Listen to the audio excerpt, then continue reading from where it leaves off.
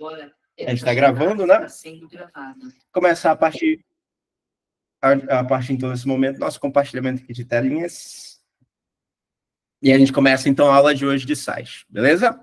Então bora lá. Para a gente começar a aula de hoje, a gente tem que entender que sais minerais, na verdade, são compostos inorgânicos, ou seja, não tem carbono na composição deles. Então a primeira coisa que a gente observa aqui é que os sais são inorgânicos, por obrigação. Porque para ser orgânico tem que ter carbono.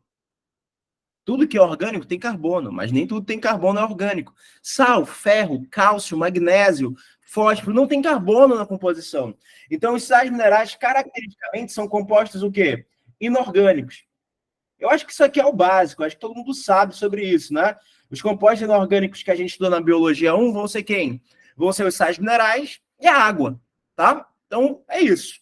Coisa importante sobre os sais, eles podem encontrar-se na forma ionizada deles, ou seja, eles podem estar na forma iônica ou conjugada. Então, por exemplo, quando eu pego ali o sódio, ele pode estar na forma Na+, ele pode estar na forma Cl-, né? Ele pode estar na forma, deixa eu ver aqui mais, o K+, o potássio, mas ele também pode estar relacionado a um outro sal. Se eu pegar o cálcio, por exemplo, eu tenho um cálcio 2+ livre, mas às vezes eu tenho um cálcio ligado ao fosfato, formando o que a gente chama de hidroxiapatita de cálcio. Então, esses sais podem estar ou na forma iônica dele, ou eles podem estar formando sais de forma conjugada, beleza? Alguém levantou a mão aí? Pode falar. Ou pode perguntar, manda no chat. Qual é a primeira dúvida? Então, os sais encontram-se na forma iônica ou conjugada, beleza? Ninguém vai perguntar? Vou seguir, beleza. Tranquilo, tranquilo, tranquilo. A primeira coisa que a gente fala na aula de sais é sobre o ferro, tá? Só que o ferro já tem uma coisa interessante sobre ele. O ferro, ele pode ter dois números de oxidação. A gente tem o ferro na forma 2+, e a gente tem o ferro na forma 3+. Eu tenho duas formas do ferro. E aí vocês vão aprender lá na química que a gente vai classificar esses caras baseado no número de oxidação. Quem tem maior número de oxidação vai ter a terminação em oso. Ou, perdão, quem tem o maior número de oxidação vai ter a terminação em ico. E quem tem o menor número de oxidação em oso. Então, essa forma aqui, ó, é a forma férrica. E essa forma 2+ é a forma ferrosa. Na minha época de vestibulando, tinha um professor que falava bem assim, ó, quem tem mais é rico. Quem tem mais termina em rico. Vocês já viram esse macete? Não sei se vocês já ouviram. Mas se não ouviram ainda, fica aí para vocês guardarem essa informação, tá? Então, quem tem mais é rico, quem tem mais termina em ico. Então, esse ferro 3+, que é o maior número de oxidação, vai ter a terminação dele, então, em ico, portanto, é o íon férrico. E o outro íon é o íon ferroso. Bacana, bacana, bacana. O que a gente tem que saber daqui? A gente tem que saber que o ferro, na natureza, se encontra principalmente na forma férrica. Mas a forma que eu absorvo lá no intestino é a forma ferrosa. Professor, de novo, explica de novo para mim. Explico. Olha só, na natureza, a gente tem principalmente o ferro na forma 3+, que é a forma férrica. Só que a forma que o meu corpo é capaz de absorver é a forma ferrosa. Qual é a tua primeira conclusão? Se eu estou te explicando para ti que a maior parte do ferro na natureza está na forma férrica e tu absorve somente a forma ferrosa, a primeira conclusão que tu vai ter é a gente absorve muito ou pouco ferro do que a gente come. Pouco. A gente faz uma absorção em média de 5 a 15% do ferro que a gente come. Isso é muito pouco mesmo, né? É muito pouco. Só que aí, gente, tem uma coisa interessante. Olha o que eu vou fazer. Eu vou fazer o ferro sair da forma 2+, ou perdão, eu vou fazer o ferro sair da forma 3+, que é a forma férrica dele, e ir para a forma dele 2+. Então eu saio da forma férrica e vou para a forma ferrosa. Olha para o número de oxidação. Saiu de 3 e foi para 2. Aumentou ou diminuiu? Diminuiu. Sofreu uma redução. Esse processo é a redução do ferro. Para promover, então, melhor absorção do ferro, eu tenho que promover a redução do ferro. Como que isso aparece em prova? Ele vai te perguntar alguma coisa que promova a redução do ferro. Para melhorar a minha absorção, então, eu posso utilizar alguma substância que leve à redução desse ferro, saindo da forma férrica para a forma ferrosa. O que vocês geralmente comem junto com alimentos que têm muito ferro? Exemplo, feijão. Vai lá, feijoada no final de semana. Chegou o final de semana, tarará, tarará, uma feijoadinha, um sambinha, né? E aí tu vai ver junto com a feijoada sendo servido o que, geralmente? Laranja, abacaxi, talvez um limão. Isso porque as substâncias que possuem ácido ascórbico, que é a vitamina C, que dão esse sabor mais, né, azedo, promovem a redução do ferro. Então, eu vou botar aqui, ó, como informação importante para a gente, a vitamina C. A vitamina C é extremamente importante para o processo. É por isso que se eu associar a vitamina C com a ingesta, né, de ferro, eu melhoro, então, portanto, a captação desse mesmo, tá? Fala, Richard. Gente, aqui não é processo ativo e passivo. Processo ativo e passivo são processos que a gente considera com gasto de energia, né? Aqui é um processo espontâneo, tá bom? É um processo espontâneo. Botei vitamina C, já ajuda no processo de redução do ferro, tá? Fala, Marcos. Se a pessoa tiver uma deficiência de vitamina C, o que acontece com o que ela não consegue reduzir? Se ela tiver carência de vitamina C, além de desenvolver o escorbuto, que é o assunto da aula passada, né? Então, carência de vitamina C e hipovitaminose. Escorbuto é a principal doença manifestada. Sangramento gengival, perda de dente, porque afrouxa o alvéolo dentário. Mas eu também vou poder ter, né, nesse caso, uma talvez redução da captação de ferro, tá? Mas aí a questão vai ter que te falar que essa pessoa também parou de ingerir ferro. Porque olha só, uma coisa que a gente tem que guardar aqui das aulas de biologia é o seguinte, gente. Quem manda na resposta é a pergunta. Então, se ele falar assim para ti, ó, uma pessoa com baixa alimentação em vitamina C e baixa ingestão de ferro poderá desenvolver o quê? E aí a gente tem que separar em blocos. Carência de vitamina C vai ser o quê? Escorbuto. Diminuição do ferro na alimentação e eu já tendo uma pouca quantidade de vitamina C, ou seja, diminuindo ainda mais a absorção do ferro, aí a doença é anemia. Tá bom? Então, assim, carência de vitamina C, não consigo absorver bem ferro, a doença pode ser ou da carência da vitamina C ou do ferro. Né? Se ele perguntar da carência da vitamina C de novo, doença de escorbuto. Do ferro vai ser anemia, tá? Que a gente vai falar daqui a pouquinho. Deu para entender? Tem que ler na questão que ele está te pedindo, tá? Porque aí é o que a gente responde de acordo com ela. Pode ser? Tranquilo? Show. Bora lá, bora lá, bora lá, bora lá. Beleza. A gente viu que o ferro pode estar de duas formas, a forma férrica e a forma ferrosa, né? Que a gente absorve a forma ferrosa, daqui a pouco eu vou trazer essa informação de novo, e que quem promove a redução do ferro, que eu posso associar na alimentação, né, melhorando essa absorção, é a vitamina C. Bacana, bacana, bacana. Absorvi o ferro. Absorvi o ferro. Considera que eu absorvi o ferro. Onde que eu vou encontrar esse ferro? Onde que ele vai ser utilizado, principalmente? Quando a gente olhar para o ferro, a primeira coisa que eu tenho que pensar é em duas proteínas, tá? Então, quando eu olho para o ferro, eu penso principalmente em duas proteínas. A primeira é uma chamada de hemoglobina. Mas eu tenho que pensar também em outra proteína, que é a mioglobina. A primeira proteína que eu penso é a hemoglobina, e ela está representada aqui. Olha só para ti na imagem. Nessa imagem eu consigo observar a hemoglobina. Professor, está mostrando um vaso sanguíneo. Professor, está mostrando também um glóbulo vermelho, uma hemácia. Isso porque qual que é a função das hemácias? A função dos glóbulos vermelhos é pegar oxigênio lá na região do pulmão e dar oxigênio para o tecido. Depois, vai lá no tecido, deixei o oxigênio e capto desse tecido o gás carbônico e levo para o pulmão. Lá no pulmão, jogo fora esse gás carbônico e pego o oxigênio. De novo, olha só a lógica.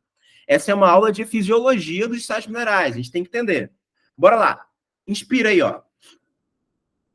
O que eu quero colocar dentro do meu corpo na minha inspiração? Oxigênio, principalmente. Então, quando eu estou inspirando, eu estou lotando o meu pulmão de oxigênio. as células do sangue vão lá e falam assim, me dê esse oxigênio, por favor.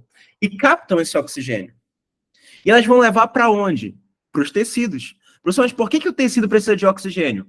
Porque o oxigênio vai ser utilizado na respiração celular. Ele que promove a oxidação da glicose, não é? A respiração celular é um evento aeróbio, vocês vão ver, já devem ter visto. E aí o que acontece, gente? Quando eu chego lá no tecido, eu dou o oxigênio, e aí o que o tecido vai estar fazendo? Respiração celular. E qual que é o produto da respiração celular? Água e gás carbônico. Então o tecido produz muito gás carbônico. Essa hemácia agora, então, captura o gás carbônico e leva esse gás carbônico de volta para o pulmão. Lá, eu vou expirar, ó, jogando gás carbônico fora. Entenderam a lógica? O que a hemácia quer pegar no pulmão? Oxigênio. E ela vai levar esse oxigênio para onde? Para o tecido. Quando chega no tecido, ela entrega o oxigênio. E o que ela pega do tecido? O gás carbônico. Quem faz esse processo de pegar oxigênio, pegar gás carbônico, é a hemoglobina. Então, a hemácia possui uma proteína, as células do sangue possuem uma proteína chamada hemoglobina, que faz justamente, então, o quê? Ó? Transporte de oxigênio. Agora, valendo o nosso lanche da noite. Ah, não, porque acho que tem aluno velho que vai saber disso. Mas quais são os principais fatores que fazem a hemácia pegar ou soltar esse oxigênio, ou pegar ou soltar esse gás carbônico? Pensa comigo. Bora lá, responde aí no chat. Quando a hemácia chega no tecido, o que ela pega no tecido? Quando a hemácia chega no tecido, o que a hemácia pega no meu tecido? Expliquei para vocês. Ninguém sabe o que a hemácia pega no tecido? Gás carbônico. Exato, Richard falou. A hemácia vai pegar gás carbônico no tecido. Por que ela pega o gás carbônico? Porque está em grande quantidade. Quando chega no pulmão, ela joga fora o gás carbônico e pega agora quem? O oxigênio. Então, no tecido eu pego o gás carbônico, no pulmão eu pego o oxigênio. E por que no pulmão eu pego o oxigênio com essa hemácia? Porque tem muito oxigênio. Então, quem manda na hemoglobina, se ela vai pegar ou soltar alguém, é a quantidade daquele gás. Onde tem muito gás carbônico, ela pega gás carbônico. Onde tem muito oxigênio, ela pega oxigênio. Só que para gás a gente não fala de concentração. Para gás a gente fala de pressão parcial. Então, o primeiro critério ó, é a pressão parcial do gás. De novo, se tiver muito oxigênio, quem que ela pega? Oxigênio. Se tiver muito gás carbônico, quem que ela pega? Gás carbônico. Uma outra coisa que eu quero que vocês pensem é o seguinte. Uma outra coisa que influencia na hemoglobina é se eu tenho muito gás carbônico no tecido, esse tecido é mais ácido ou mais alcalino? Raciocina. O gás carbônico, não sei se vocês já viram isso na química, ele é um oxiácido. Porque se eu fizer ele reagir com água, ele forma ácido carbônico. Então, o gás carbônico é um oxiácido. Onde tem mais gás carbônico? No pulmão ou no tecido? Lembra que é no tecido? Então, o tecido, o pH é mais baixo, o pH é mais ácido.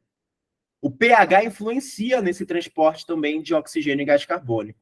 Tá? Então, de novo, quem que é a hemoglobina? A hemoglobina é uma proteína presente nas hemácias, ajuda a fazer o transporte de oxigênio. E quais são os fatores que levam essa hemoglobina a fazer o transporte? Principalmente a pressão parcial, a quantidade de gás que eu tenho. Se eu tiver mais oxigênio, eu pego oxigênio. Se eu tiver mais gás carbônico, pego mais gás carbônico, né? E o pH. Lembra que no tecido, por ter mais gás carbônico, o pH é menor, é um pH mais ácido, tá? Por último, olha só para a imagem, olha só para cá, ó. Tá vendo que na imagem a gente tem uma porção mais vermelhinha e uma mais laranjinha, né? A gente pode falar que isso aqui, ó, é a alfa, essa aqui de baixo, laranjinha, beta, ó. Olha a outra aqui, ó, beta, alfa. Quando eu olho para a hemoglobina é formada por 4 cadeias de polipeptídeos. Então, são 4 cadeias polipeptídicas. Essas cadeias podem ser alfa ou beta. São 2 cadeias alfa e 2 cadeias beta. Se eu der um zoom para ti, ó, tu vai ver um trequinho aqui dentro, ó, coloridinho. Ó. Tá vendo que tá maiorzinho? O que é isso? É um ferro. Esse grupo que tem ferro, então, é o que a gente chama de grupo M. Tá? Então, a hemoglobina possui o grupo M. Quantos grupos M a gente possui? 4 grupos M. Cada grupo M tem um ferro. Logo, vou ter quantos ferros? 4 ferros. A hemoglobina é formada por 4 ferros. Ela é uma proteína que tem na sua composição ferro. Logo, eu vou dizer que a proteína do tipo hemoglobina é uma proteína, o quê? Conjugada. O que significa uma proteína conjugada? Que ela, além de ter a sua sequência de aminoácidos, tem um grupo não proteico. E, no caso, esse grupo não proteico é o grupo M, que tem o quê na composição? Ferro. Tranquilo até aí? Muita informação? Tranquilo, tranquilo, tranquilo? Tentando resumir ao máximo possível, trazendo o máximo de informações que vocês possam ter para a prova de vocês. Tá? Então, de novo, bora lá. Falei de hemoglobina. Hemoglobina é uma proteína presente em quem, doutores? Nas hemácias. As hemácias utilizam a hemoglobina para fazer o quê? Transporte de oxigênio e de gás carbônico. Quem controla esse transporte?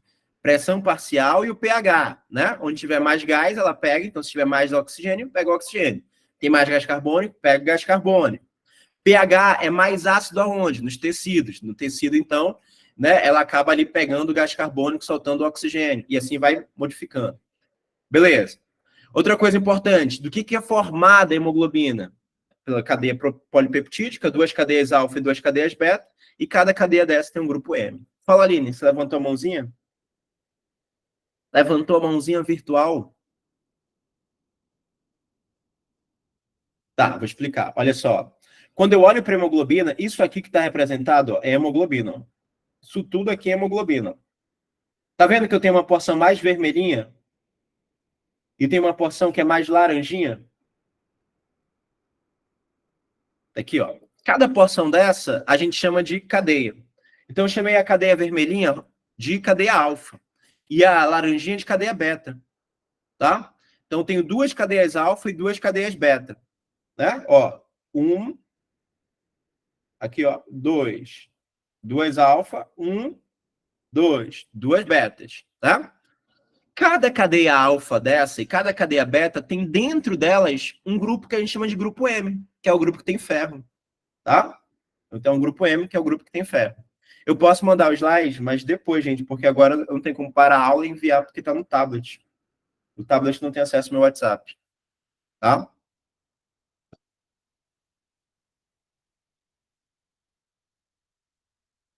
Beleza? Então, assim que estiver pronto, deixa eu ver, deixa eu ver, deixa eu ver. Eu acho que eu tenho um PDF aqui.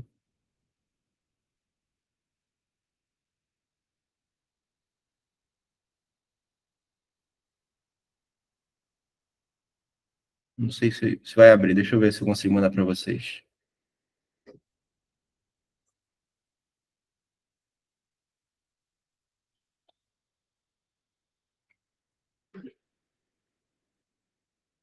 Melhor, que eu achei um PDF.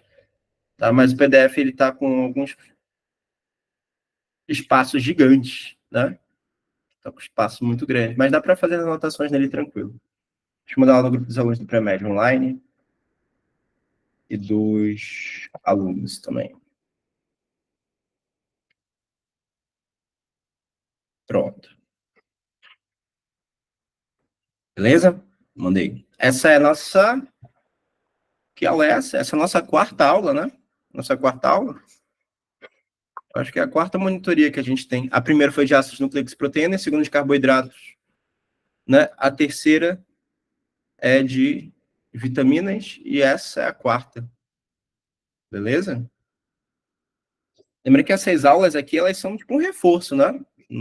Elas são um reforço. Preciso que vocês deem uma olhada nos assuntos depois. Ou revisem aqui, tá? Bora lá, então?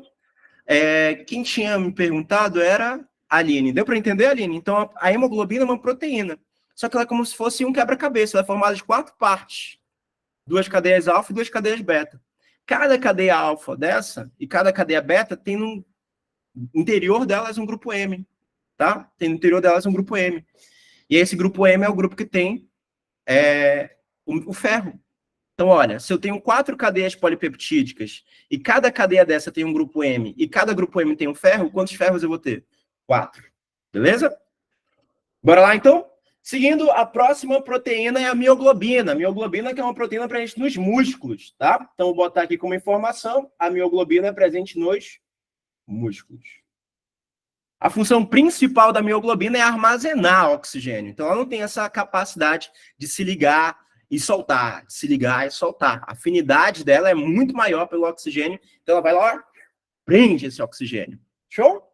Gente, agora para eu finalizar aqui, uma coisa importante. Bora lá. A primeira coisa é, as hemácias são células tão preocupadas em transportar oxigênio e gás carbônico que elas acumulam tanta hemoglobina que elas jogam fora algumas organelas para poder ter mais espaço para ter hemoglobina. Que organelas vão ser essas que ocupam tanto espaço assim que a célula se, né, assim, se preocupa em jogar fora para ter um espaço maior mesmo? O núcleo e as mitocôndrias. Então, as hemácias são células que ficam sem núcleo ao passar do tempo. São células anucleadas. Outra coisa importante que pode aparecer para vocês, e é a parte final aqui do ferro, para a gente seguir na nossa aula, é a doença relacionada à carência de ferro. Tá? Então, a carência de ferro, eu vou abrir aqui um espaço especial, vou botar aqui, ó. A doença relacionada à carência de ferro é qual, doutores? Se faltar ferro no teu corpo, por consequência, tu vai desenvolver uma doença que é qual? Tua mãe adora. Tua mãe adora. Toda mãe adora essa doença, que adora, né, ver no filho essa doença. Que fala assim, meu Deus, meu filho está o quê? Anêmico. Então, a mãe fala pro filho, ó, meu filho, você tem anemia.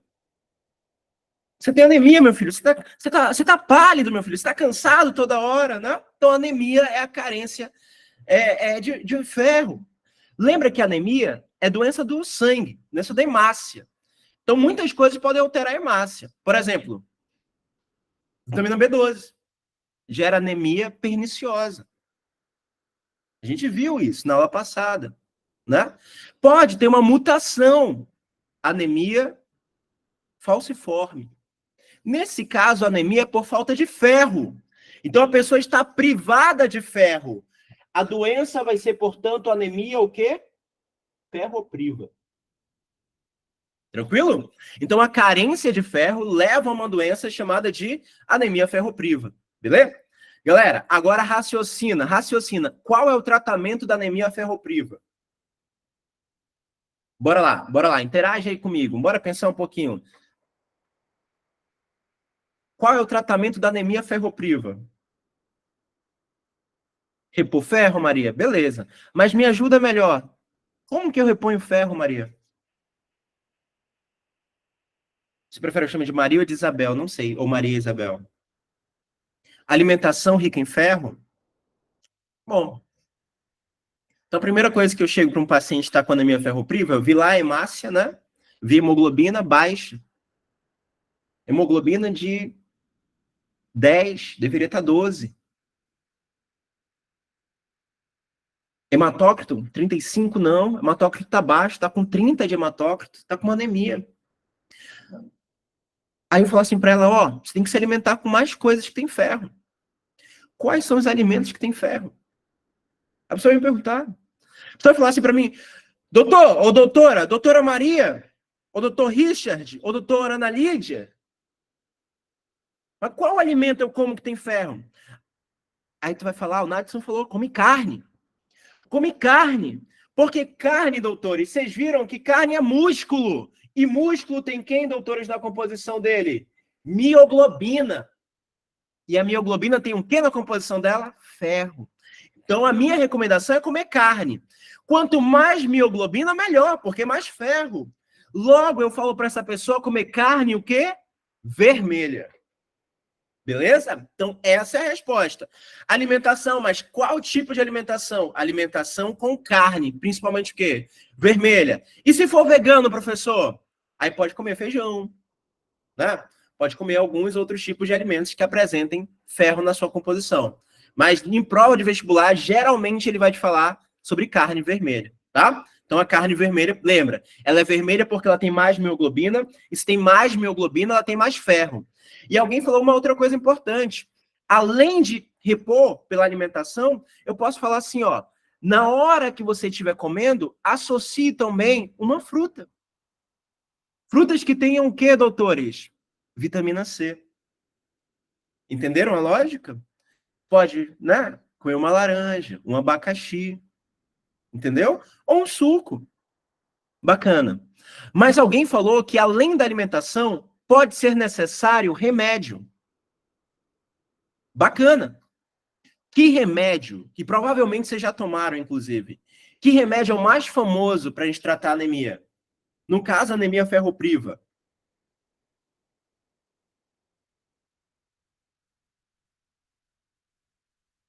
Sulfato ferroso. Exatamente. Calma aí, a Thaís já chegou com o Noripurum, já vai meter o ferro na veia do paciente. Não, calma aí, Thaís. Calma aí. É o sulfato ferroso, tá? Sulfato ferroso o quê? Oral. Agora vocês entendem por que é o sulfato ferroso? Porque a forma ferrosa é a forma de maior absorção. Tá bom? Lembra que a forma ferrosa é a forma de melhor absorção? É por isso que eu dou sulfato, o quê, doutores? Ferroso. No dia da tua prova, tu não vai errar, porque tu vai lembrar que tua mãe já te fez tomar sulfato ferroso, que dá dor no estômago, que dá enjoo, faz o cocô ficar muito pretinho. Beleza? Mas não tá errado, não. Meteu um Noripurum na veia, o paciente melhora mesmo. Mas calma aí, tá numa OBS, né? Manda a pessoa tomar sulfato ferroso. Beleza? Tranquilo até aí? Deu para entender, então, ferro?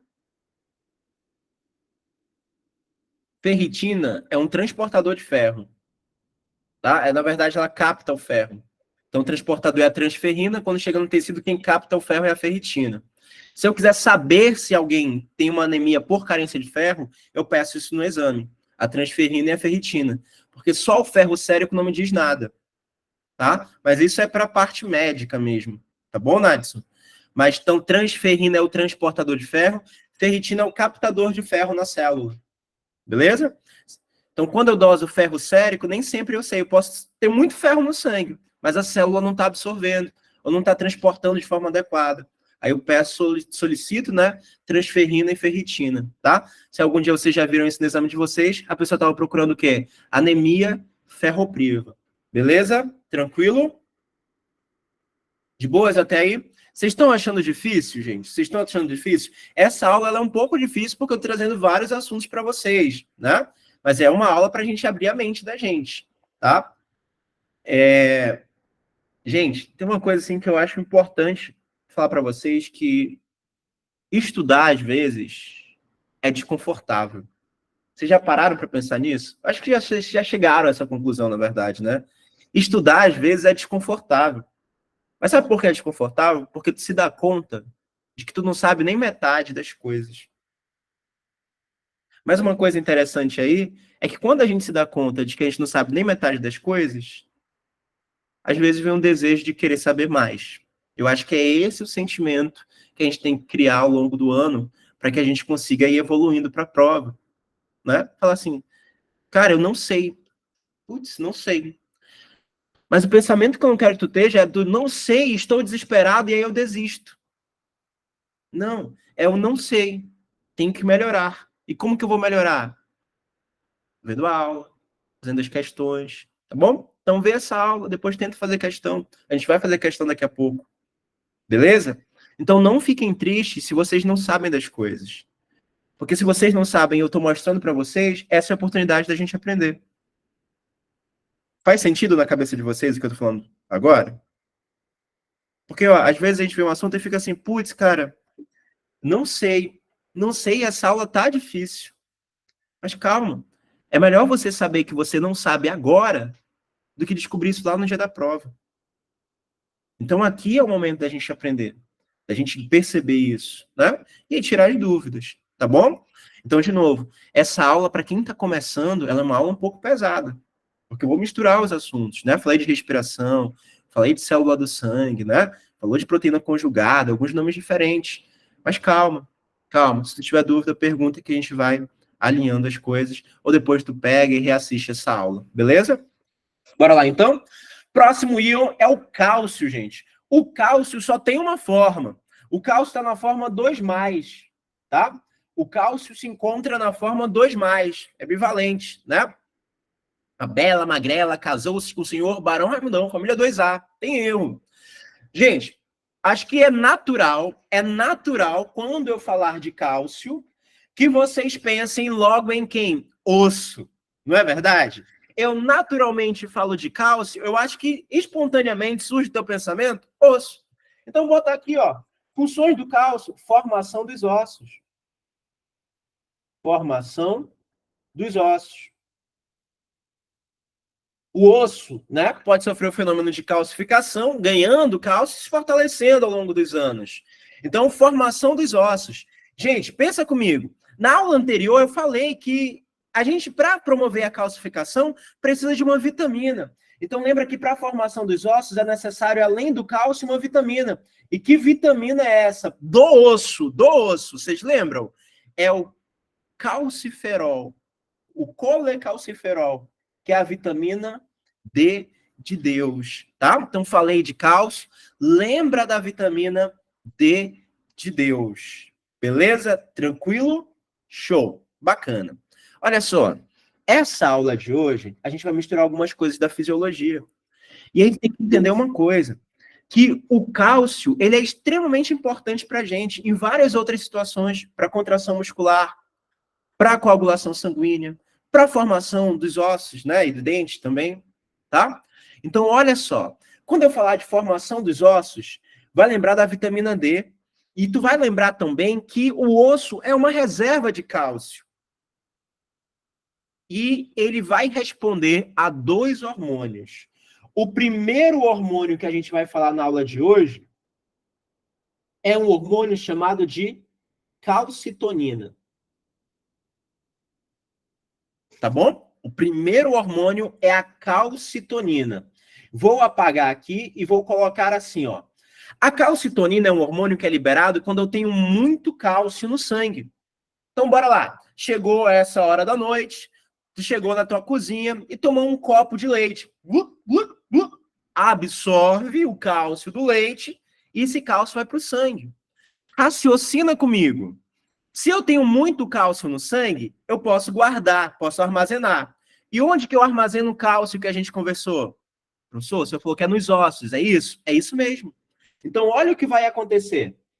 Quando eu tenho muito cálcio no sangue, que eu vou chamar esse cálcio do sangue de cálcio sérico, eu vou liberar um hormônio que promove a absorção do cálcio nos ossos, que é a calcitonina. Eu aumento a calcitonina.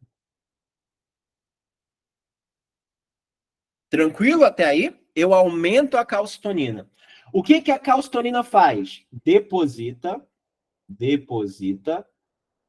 cálcio 2+ no osso. Então, a calcitonina vai depositar o cálcio no osso.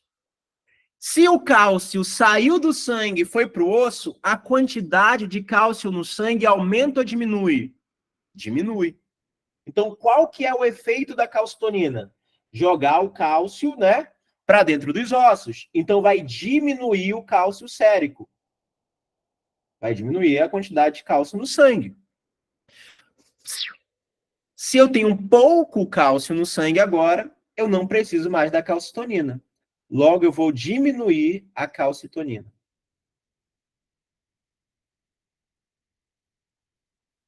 De novo, olha como é que funciona essa história. Olha só. A calcitonina é liberada quando eu tenho muito cálcio. Então, aumento a quantidade de cálcio sérico, aumento a quantidade de cálcio no sangue, eu libero a calcitonina. Quando eu libero a calcitonina, ela faz o cálcio sair do sangue e ir para dentro dos ossos. Quando o cálcio está dentro do osso, ele agora vai ter menor quantidade no sangue. Então, a quantidade de cálcio no sangue diminuiu. Se eu não tenho mais tanto cálcio no sangue, eu não preciso mais da calcitonina. A calcitonina diminui. Deu para entender? Isso é uma retroalimentação negativa. Porque, olha só, quando eu libero a calcitonina, tem muito cálcio. Qual é o efeito da calcitonina? Diminuir o cálcio no sangue. Quando diminui o cálcio no sangue, eu mando um sinal de que eu não preciso mais de calcitonina, então ela diminui. Quanto mais eu aumento a calcitonina, mais ela faz diminuir o cálcio no sangue, o que manda um sinal para diminuir a calcitonina. Isso é um feedback negativo. É uma retroalimentação negativa. Vocês entenderam? Sim? Então, de novo, bora lá. Muito cálcio no sangue. Qual é o hormônio liberado? Calcitonina. A calcitonina faz o cálcio para onde? Para dentro dos ossos. Quando eu diminuo a quantidade de cálcio dentro dos ossos, eu diminuo a quantidade de calcitonina. Tá bom? Deu para entender? Sim ou não? Deu para entender? Que eu vou para um outro hormônio agora. Vai ter um... Olha só o que o Gabriel pensou. Olha só o que o Gabriel pensou. Professor, vai ter algum momento que vai ser preciso voltar para o sangue o cálcio? Sim. Porque pensa comigo, quando eu diminuir a calcitonina, né? Deixa eu pegar aqui a canetinha azul. Quando eu diminuir a calcitonina, eu não vou mais reabsorver o cálcio para o osso. Eu não vou, perdão, mais absorver o cálcio no osso. E se eu não estou colocando cálcio dentro do osso, porque tem pouca calcitonina agora, o cálcio vai ficar no sangue. Vai aumentar a quantidade de cálcio no sangue de novo. E vai mandar um sinal para liberar a calcitonina. Professor, mais uma pergunta do Gabriel pode ser também em outro sentido. E se eu precisar tirar cálcio do osso? Porque a calcitonina está fazendo o cálcio ir para dentro do osso. E se eu precisar fazer o oposto? E se eu precisar tirar cálcio do osso e mandar para o sangue? Tem uma solução para isso? Tem. E aí é o próximo hormônio. O próximo hormônio é o paratormônio. PTH. Hormônio paratormônio. Tá? Então, olha só. Quando que eu liberava a calcitonina? Quando eu tinha muito cálcio no sangue. Agora a situação é o oposto. Agora a situação que tu vai ver, ó, é quando eu tiver pouco cálcio no sangue. Pouco cálcio sérico. O que que vai fazer então? Eu vou precisar tirar o cálcio. Opa! Eu vou precisar tirar o cálcio de dentro do osso e jogar no sangue. Então eu vou liberar um hormônio chamado de PTH. PTH, para quem não conhece, é o paratormônio. Produzido pela paratireoide. O PTH remove cálcio do osso. Vai promover o que eu chamo de reabsorção óssea. Gente, quando eu ouvir a palavra reabsorção óssea, eu estou tirando o cálcio do osso, tá? Então, tira cálcio do osso. Raciocina comigo. Se eu tirei o cálcio do osso, eu vou jogar esse cálcio aonde? No sangue. Vou jogar esse cálcio no sangue. Então, qual é a consequência? Vai aumentar a quantidade de cálcio no sangue. A quantidade de cálcio sérico.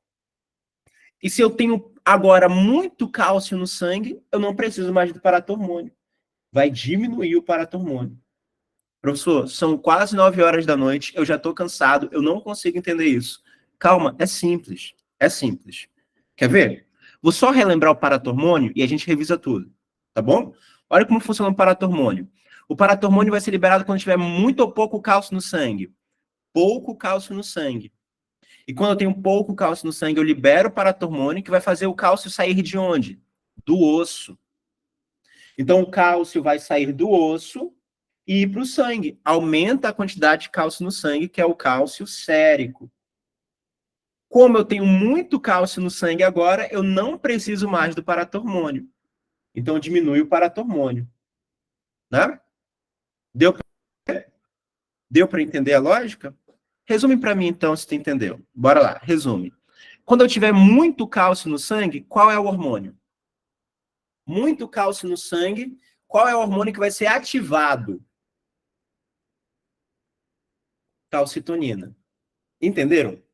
Quando eu tiver muito cálcio no sangue, essa situação de cima. O hormônio liberado é a calcitonina.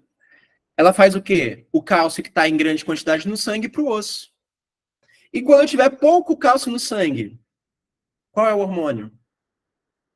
Paratormônio. E aí eu faço o cálcio sair do osso e para o sangue. Existe um mundo que não entra mais cálcio no osso. Quanto mais velho a gente fica, mais difícil fica a absorção do cálcio. Tá bom? Mas é impossível não entrar cálcio no osso. Pode ser que não entre o suficiente.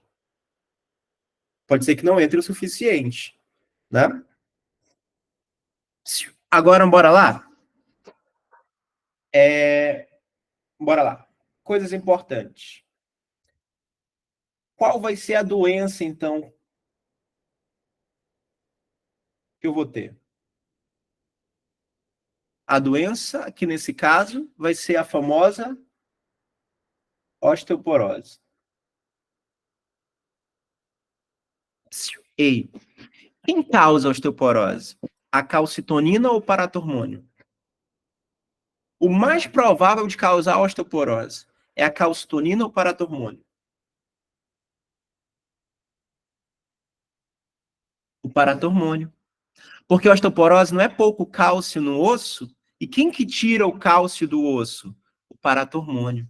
Então vocês não erraram, Isabelle, nem Marcos, nem Isabel, nem Ana Lídia, vocês acertaram, parabéns, é isso mesmo.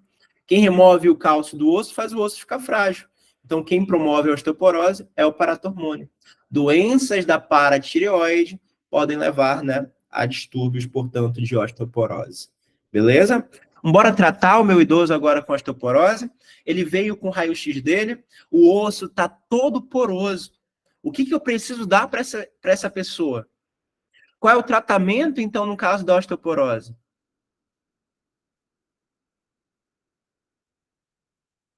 Cálcio. Se eu der só cálcio para ela, ela melhora? Não.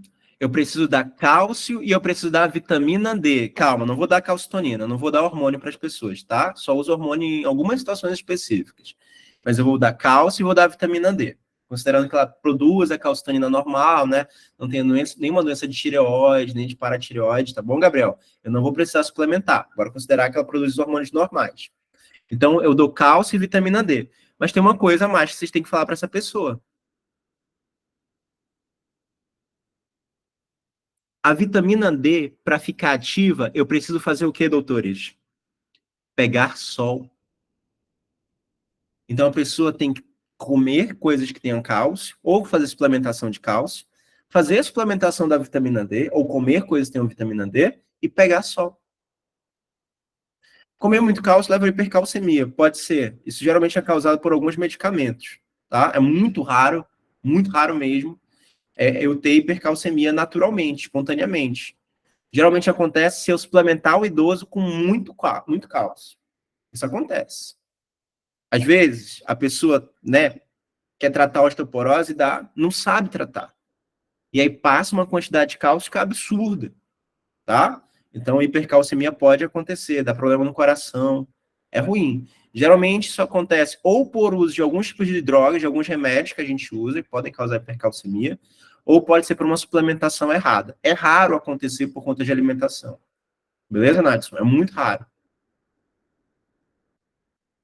Gente, hoje as pessoas na internet ficaram malucas. Tudo elas querem repor cálcio e vitamina D. Não entendo ainda. Vocês já viram isso? A vitamina D tá baixa. Aí fica assim, mano, mas qual o limite? Qual o padrão? Né? Assim, caraca, mano, de onde vocês tiraram? Enfim, não vou entrar nas condutas de outras pessoas, né? Eu, particularmente, eu não vou falar de soro da imunidade, me recuso, tá bom? Bora lá. Seguinte. O cálcio, além da função nos ossos e nos dentes, soro da beleza, além da função nos ossos e nos dentes, vai estar relacionado também à contração muscular. Gente, guarda essa informação. Olha só aqui, ó. Olha só para cá, ó. Isso aqui é uma actina, tá? Vou botar 1.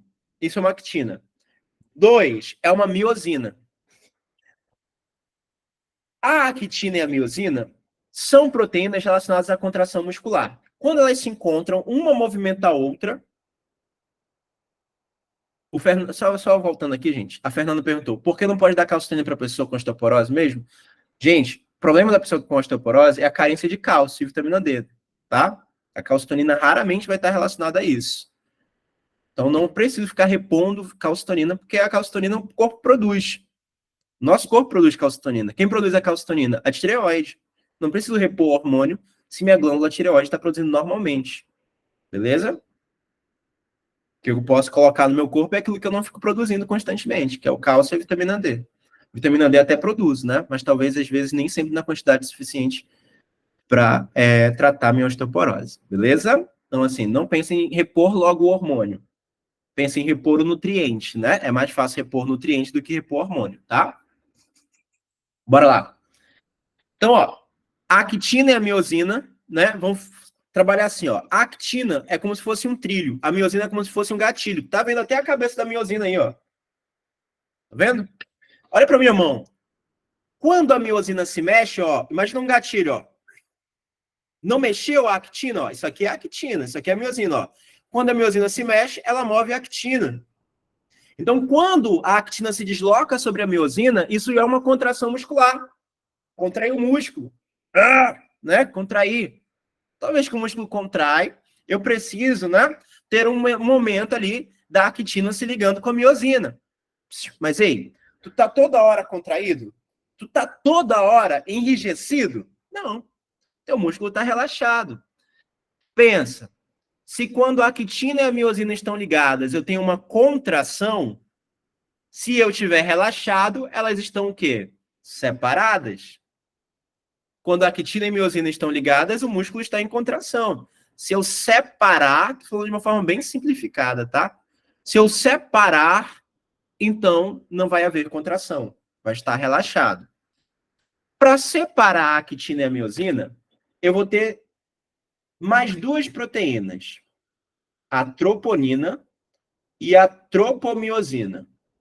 Então, ó, actina e miosina do movimento, 1 e 2 é azul. A troponina e a tropomiosina são proteínas que recobrem a actina e impedem ela de se ligar à miosina, ou seja, no estado de relaxado. Então, olha a minha lógica. Olha a minha lógica. Se quando a actina e a miosina estão ligadas eu tenho contração, no momento que elas estiverem separadas eu estou relaxado. E quem que faz elas ficarem separadas? Troponina e tropomiosina. Quando a troponina e a tropomiosina forem embora, a actina e a miosina vão se ligar. Entenderam a lógica? A troponina e a tropomiosina separam. Então, quando elas vão embora, a actina se liga com a miosina e contrai. Quem faz a troponina ir embora e deslocar a tropomiosina junto é o cálcio. É o cálcio. Então, o cálcio atua aqui, ó, na troponina.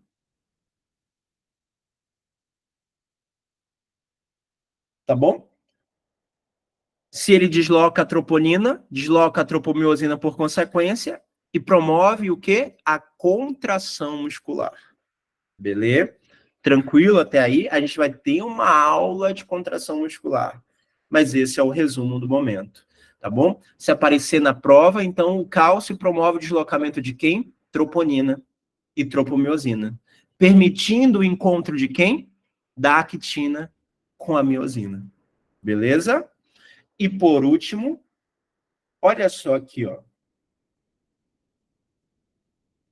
A coagulação também depende do cálcio. Professor, mas coagulação não era aquele processo de parada de sangramento? Era, exato. E o senhor não falou que é a vitamina K? Sim, é a vitamina K que participa disso aqui também, ó. Ela vai entrar bem aqui. Mas além da vitamina K, eu preciso do cálcio, tá? Então, olha só o que vai acontecer.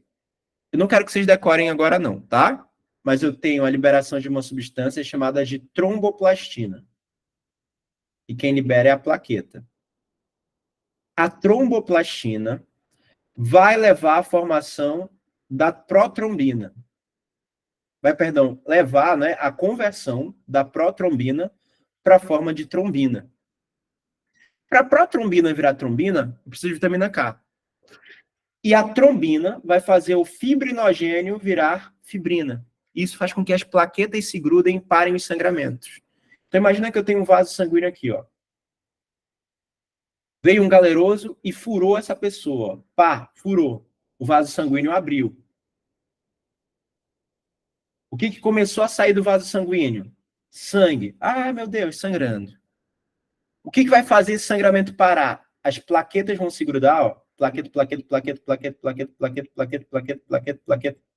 As plaquetas, que são fragmentos de células no sangue, se grudam e impedem que o sangue saia. Formam aquela casquinha que tu conhece do ferimento. Para que essas plaquetas se grudem, é preciso formar fibrina. E existe uma cascata de formação da fibrina. Começa com quem? Tromboplastina, que faz a protrombina virar trombina, que faz o fibrinogênio virar fibrina. Para que isso aconteça, é necessário que eu tenha quem? Cálcio e vitamina K. Professor, mas isso é muito específico, isso não cai em prova. Aí que tu se engana. Cai. E a UEA quer que tu saiba disso. Tá bom? A UEA quer que tu saiba. Então tu tem que saber. Qual é a sequência? Tromboplastina faz quem virar quem? Protrombina virar trombina. Isso aqui acontece no fígado. Para protrombina virar trombina, precisa de vitamina K.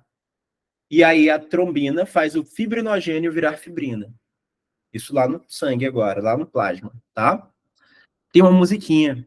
Tem uma musiquinha que eu fiz uma vez. Vitamina K só age se houver rompimento dos vasos, hemorragia, exato. No geral é assim, tá, Maria? No geral é assim. Pra gente em prova, a gente vai pensar desse jeito. A musiquinha é assim, ó. Tromboplastina ajuda-nos na coagulação, liberada pelas plaquetas para poder formar um tampão. É a primeira que se vai fazer ativação. Protrombina em trombina para estancar essa lesão. A trombina que formou-se preparou-se para a ação, transformar fibrinogênio em fibrina, que emoção. De novo. Tromboplastina ajuda-nos na coagulação, liberada pelas plaquetas para poder formar um tampão. É a primeira que se vai fazer ativação. Protrombina em trombina para estancar essa lesão. A trombina que formou-se preparou-se para a ação, transformar fibrinogênio em fibrina, que emoção. Decoraram? Decoraram a musiquinha? Vai estar na gravação agora, vai estar registrado esse momento. Beleza? Tranquilo, tranquilo, tranquilo. Muito obrigado, muito obrigado, muito obrigado. Beleza? Então, guarda essa informação, tá bom? Maria Isabel falou assim, ó, vitamina K só age sobre o rompimento dos vasos, beleza. Eu guardo isso como informação. Vocês vão ver na vida real que não, existe um equilíbrio entre fibrinólise e formação do trombo. Né? Na vida real é assim. Mas para nossa prova, sim. Eu só vou precisar da vitamina K se eu tiver um sangramento. Ou seja, se eu tiver lesão de um vaso. Tá? Lesão endotelial. Lesão da parte interna do vaso. Beleza? Tranquilo? A vitamina K age em toda a cascata? Não. Ela age aqui na parte da conversão da protrombina em trombina. Isso já caiu na UEA. Tá? Isso já caiu na UEA. Podemos esquecer agora do cálcio? Cálcio, então, tu vai lembrar de quem? Osso. Tu vai lembrar de contração muscular. E tu vai lembrar de quem mais? Tu vai lembrar de coagulação sanguínea. Beleza? Tranquilo até aí? Beleza. Galera, espero que vocês não estejam cansados, porque tem mais 3 sais que eu preciso que vocês batam cabeça. Vocês aguentam? Os 3 são os mais importantes. Sim? Beleza. Então, bora lá. Olha só.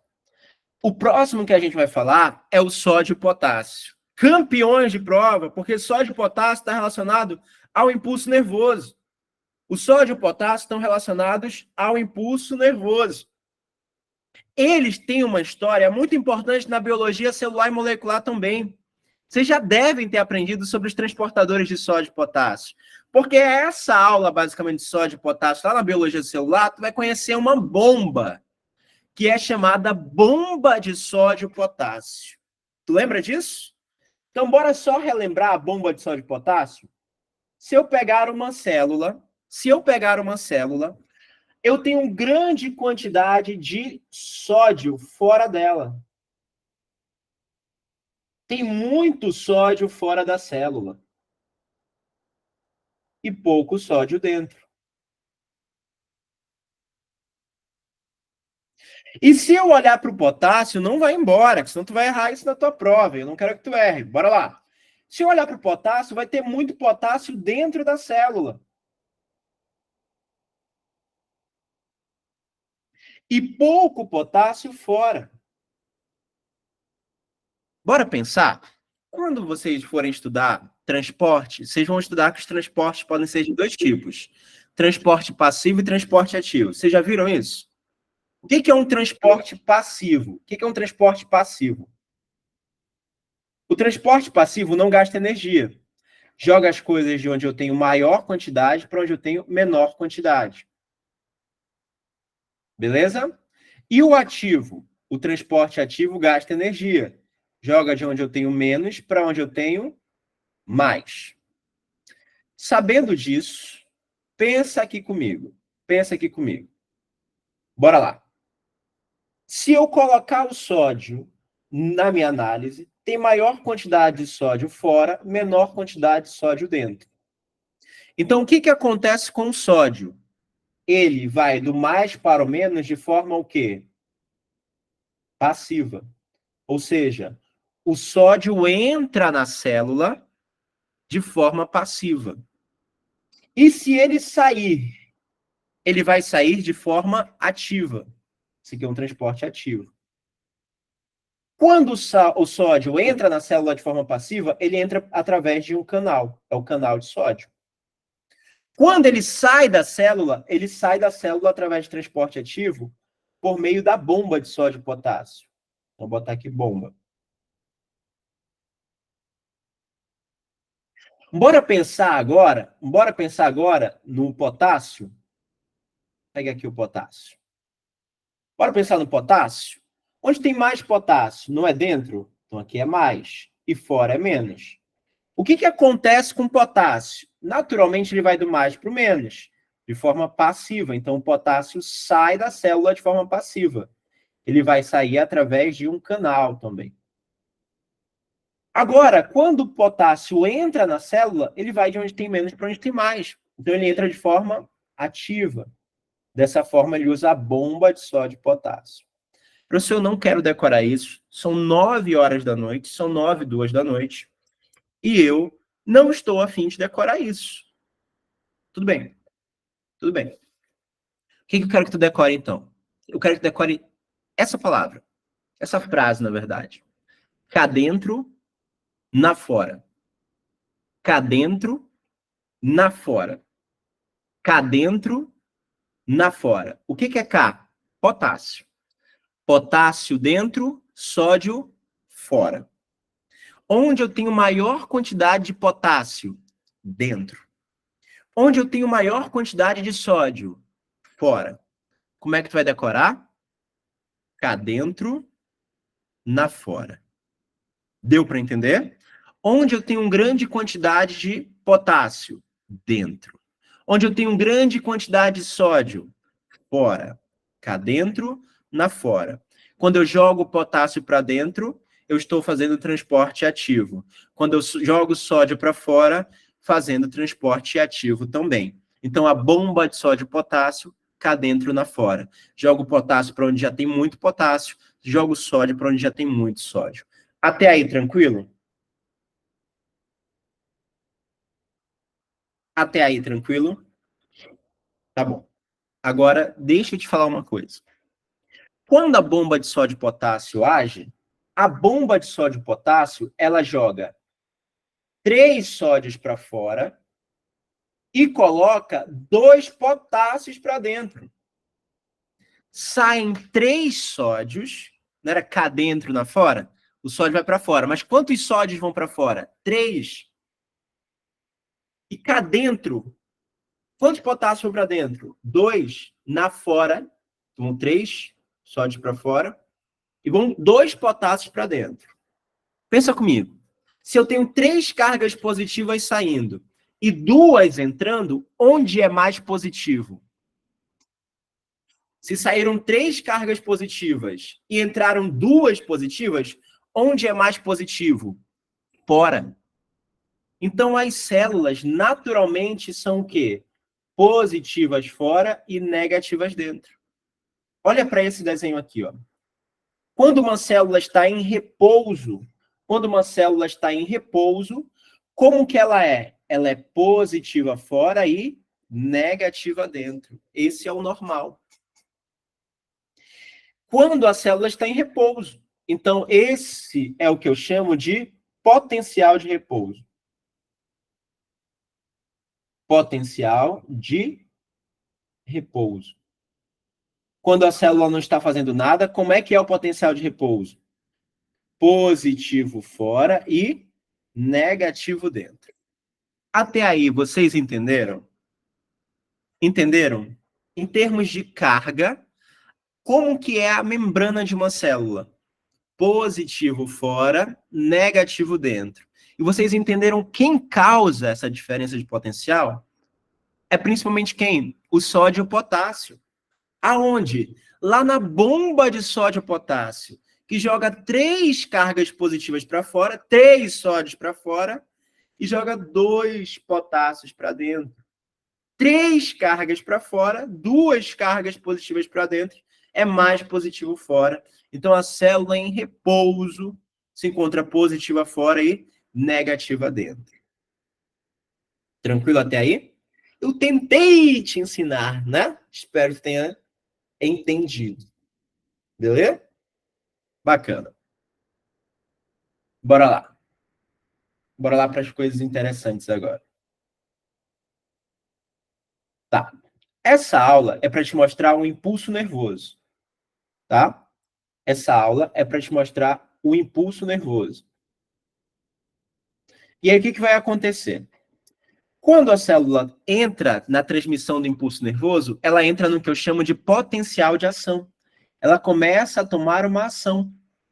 E aí eu vou inverter as cargas. Como é que era normalmente? O normal era positivo fora, negativo dentro. Quando começar o potencial de ação, o que eu vou fazer? Eu vou inverter.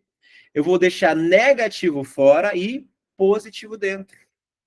E por que fica positivo dentro? Porque começa a entrar sódio.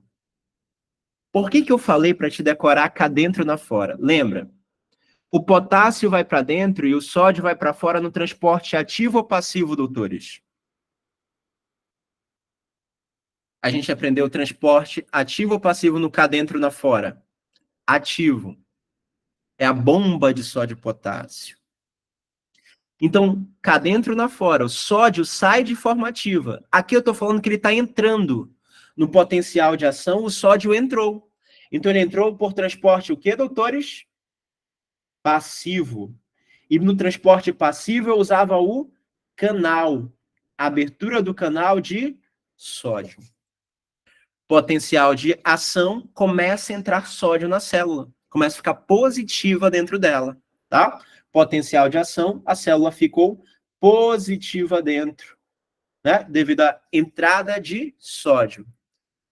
A célula está excitada, tá transmitindo corrente elétrica, tá lá, transmitindo a corrente. Ela pode ficar para sempre excitada? Não. Porque se ela ficar para sempre excitada, pode dar um piripaque nela. Precisa voltar ao normal. Qual que é o normal? Ela está negativa fora e positiva dentro. Esse é o normal? Não. O normal que vocês já aprenderam era como? Positivo fora e negativo dentro. Olha o que vai acontecer, ó. Calma aí, peraí. Eita, bugou tudo. Bora lá. Olha o que vai acontecer, ó. Ela vai voltar ao normal. O normal é positivo fora e negativo dentro. Para ficar positivo, eu tenho que fazer sair carga positiva. Quem que vai sair? O potássio agora. O potássio começa a sair. Lembra que quando o potássio entra, cá dentro é transporte ativo. Se ele está saindo, aqui é o quê? Passivo. Aqui também é transporte passivo. E se é transporte passivo do potássio, é o canal de potássio que está agindo. Tudo bem? Esse é o potencial para voltar à célula normal. E a célula normal está polarizada. Logo, eu digo que isso aqui é uma repolarização. Professor, eu entendi nada. Eu entendi 0 coisas. Tá bom. Então, bora resumir isso aqui? Vou botar um resuminho aqui para ti, ó. O primeiro momento, a célula encontra-se em repouso. Eu vou chamar esse potencial, então, de potencial de repouso. Quando a célula está em repouso, como é que funciona a membrana da célula? Não era a bomba de sódio e potássio que estava agindo, principalmente?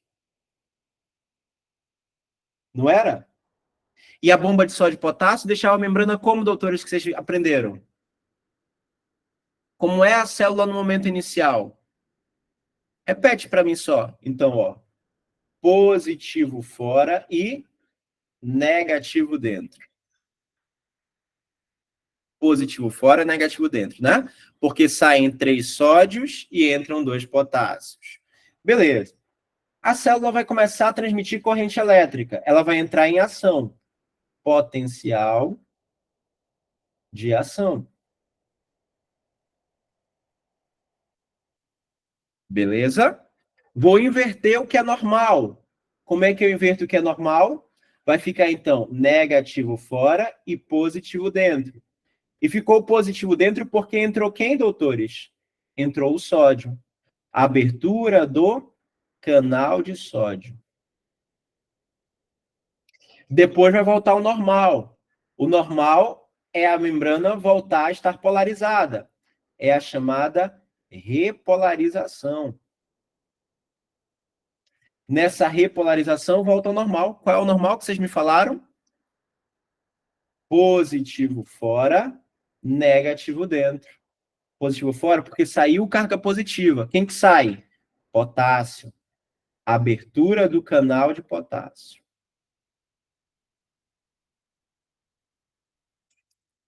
Tranquilo? De boas?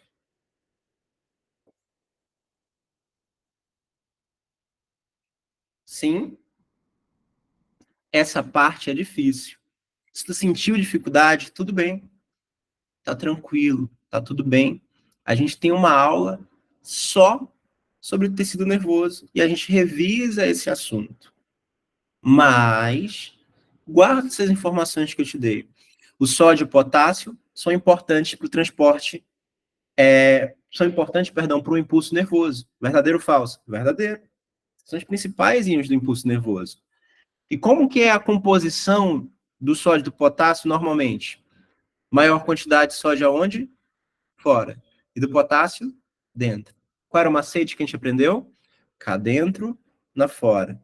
Potássio para dentro, sódio para fora na bomba de sódio e potássio, mandando sódio para onde já tem muito sódio, potássio para onde já tem muito potássio, né? Potássio para dentro, sódio para fora. Beleza? Aguentam mais? Aguentam mais essa aula de sais? Tá. Uma outra coisa que eu quero que tu saiba é o seguinte. O grande regulador de água no nosso corpo é o sódio. O sódio é um grande regulador de água, junto com o potássio também. Então, eu posso falar que se eles regulam a água, eu posso dizer que eles estão relacionados à regulação osmótica.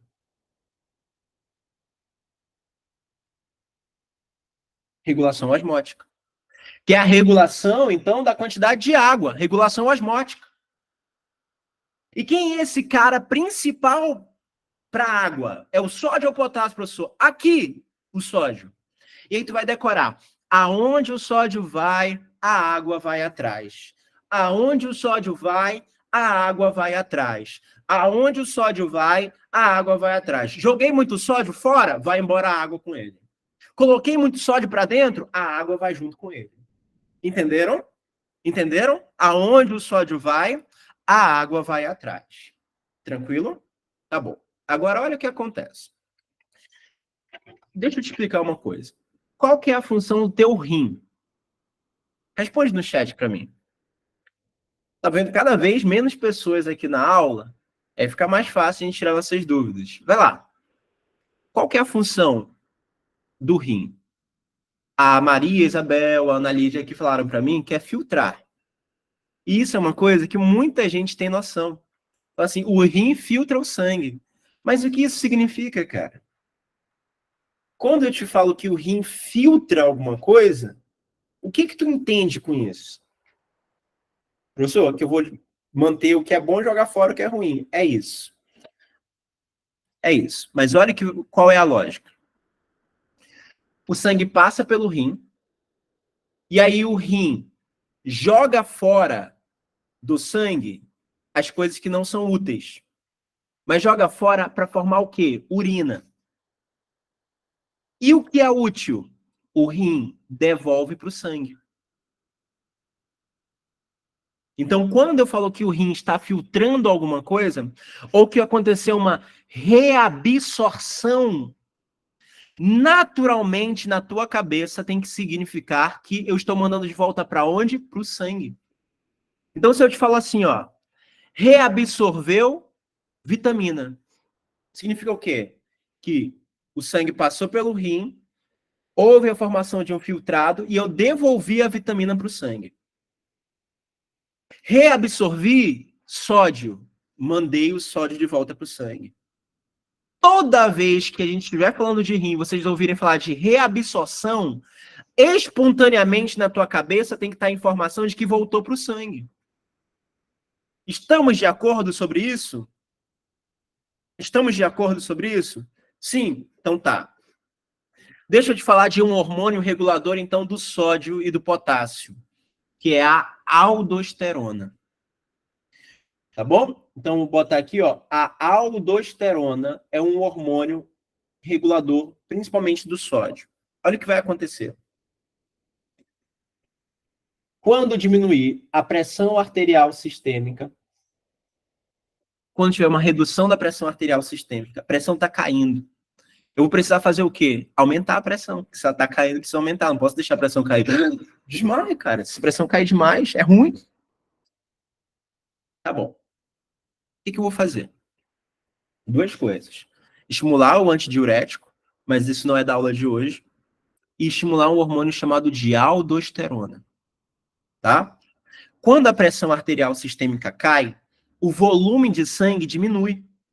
O volume de líquido no sangue diminui. A volemia diminui. Então, a pressão arterial sistêmica diminuiu, o rim vai saber. Porque vai chegar a sangue com menor pressão nele. Então, o que acontece? Quando a pressão arterial sistêmica diminui, eu vou ter um estímulo para a liberação da aldosterona. E o que eu quero que tu saiba da aldosterona na aula de sódio? Eu quero que tu saiba que a aldosterona vai promover reabsorção de sódio.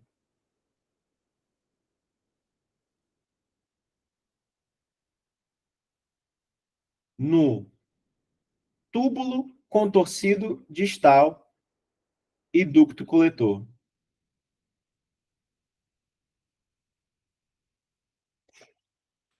Ei, eu te falei.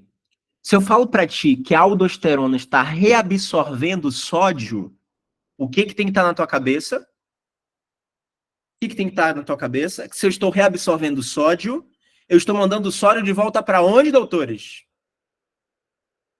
Se eu estou promovendo reabsorção de sódio, para onde eu estou mandando sódio? Professor, não grita comigo, são 9 horas, eu estou triste já, estou tenso. Não quero nervosismo essa hora. Calma, calma. Calma, desculpa, perdão então. Perdão, vamos mais calmo, mais tranquilo então, desculpa. Se eu estou falando que eu estou reabsorvendo sódio, eu estou mandando sódio de volta para onde? Ficou melhor? Para o sangue. Exato. E eu te falei que aonde o sódio vai, a água vai atrás. Então, quando a aldosterona é liberada, o sódio vai para o sangue. E o sódio começa a atrair quem para o sangue? A água. Aumenta a quantidade de líquido no vaso sanguíneo. Imagina um vaso sanguíneo agora lotado de líquido. A pressão na parede do vaso vai ser maior ou menor? Maior. A quantidade de líquido que eu tenho contra a parede é muito maior. Então, qual é a consequência? Se eu aumento a quantidade de aldosterona, isso promove a reabsorção de sódio, que devolve o sódio para o sangue, e aumenta, portanto, a quantidade também de água no meu sangue. Aumenta a volemia. E se aumenta a volemia, acaba aumentando, então, a pressão arterial sistêmica. Acabou. É fera, tu entendeu tudo. De novo, ó, pressão diminuiu. Quero aumentar. Como é que eu vou aumentar? Aumentando a quantidade de líquido no vaso. Aumentando a pressão dentro do vaso. Então, libera um hormônio chamado de aldosterona, que faz o quê? Reabsorve sódio. Faz o sódio, ao invés de sair no teu xixi, e de volta para o sangue. Reabsorção de sódio no túbulo contorcido distal e ducto coletor. Aumenta a quantidade de sódio no sangue e o sódio atrai quem? A água. Aumenta a pressão no vaso. Aumenta, portanto, a pressão arterial sistêmica. Entendido? Professor, e o potássio? Aí tu vai botar aqui um asterisco. Se eu coloquei sódio para dentro, eu tenho que trocar essa carga positiva que entrou por outro. Vai ter que sair potássio. Tá? Então, excreção de potássio. O potássio vai sair aonde agora? No teu xixi. Entendido?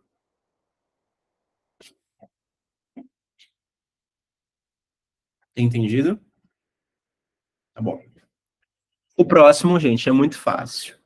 O próximo é o iodo, é o último dessa aula, tá bom? É o último dessa aula. Tem outras coisas para falar, mas ele é o mais importante aqui, porque também é livre de pensamento, tá? O iodo, cara, ele é captado basicamente para uma glândula. Quando eu falar de iodo, tu naturalmente vai pensar numa glândula chamada de tireoide. Vez ou outra, alguns pacientes meus chegam para mim e falam assim, doutor, eu tô com tireoide. Cara, bacana, ótimo, que bom. Também tô com tireoide. Também estou. Fico feliz por você ter uma tireoide. Fico feliz por eu ter uma tireoide. Ela é super importante. Tireoide não é doença, gente. Tireoide é uma glândula, tá? A glândula tireoide é extremamente importante. Tá. Iodo, basicamente, é captado pela tireoide. E para que a tireoide usa o iodo? Para produzir dois hormônios. O chamado T3 e o chamado T4. Triiodotironina e tetraiodotironina. Triiodotironina, ó, de novo, ó. T3, triiodotironina. T4, tetraiodotironina. Bacana?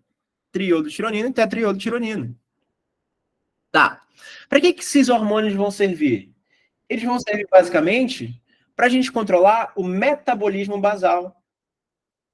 É a quantidade de energia. Vou botar aqui, ó, metabolismo basal. Que basicamente é energia. Imagina isso como energia do corpo. Energia do corpo. Então, olha, o meu corpo precisa ser excitado, estimulado. E quem faz isso basicamente ao longo do dia é a tireoide. Na tua prova vai aparecer. Quem é o principal hormônio liberado pela tireoide? Aí vai aparecer lá um hormônio chamado de tiroxina. Tiroxina nada mais é do que o T4.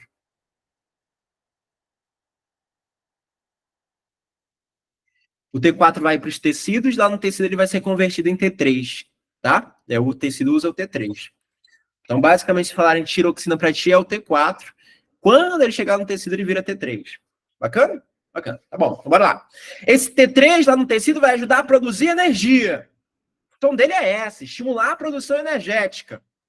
E aí, gente, não tem mais nada para eu te explicar, porque aqui vão vir as doenças da tireoide, que pra gente, nesse primeiro momento, vão ser o hipotireoidismo e o hipertireoidismo independentes de T3 e T4, tá? Existe hipo e hipertireoidismo relacionado ao central, sistema nervoso central. No caso, a hipófise, que produz TSH, que é o hormônio estimulador da tireoide. Mas não é o que eu quero que tu saiba agora. O que eu quero que tu saiba agora é tireoide relacionada à produção de T3 e T4, hormônios para produção de energia, né? Metabolismo basal. Agora pensa, se eu tiver pouco hormônio da tireoide, eu vou ter um hipotireoidismo. Então, ó, redução no T4 ou no T3, né? É hipotireoidismo. E se eu tiver muito, professor, aí eu tenho um hipertireoidismo. Fácil ou difícil? Fácil ou difícil? Fácil. Eu acho fácil. Agora, mata para mim um assunto. Mata pra gente ir tranquilo, descansando, né, na nossa casa. Difícil. Tá achando difícil, Richard? Tá de sacanagem comigo? Tá achando difícil mesmo? Desculpa. Não é tão fácil assim. Mas não é, ó, de tudo que a gente aprendeu, esse aqui é o mais tranquilo. Esse aqui é o mais tranquilo, né? O som tá pegando? Tá bom, vou já liberar vocês. Presta atenção, eu vou liberar vocês para fazerem a lista, tá? É muito detalhe mesmo na aula de hoje. Mas presta atenção. Qual é a função dos hormônios da tireoide? Estimular a energia. Metabolismo. Tem pouco hormônio da tireoide, hipotireoidismo. Tem muito hipertireoidismo. Agora pensa, se eu tenho um pouco hormônio da tireoide, meu corpo está muito ou pouco estimulado? Pouco.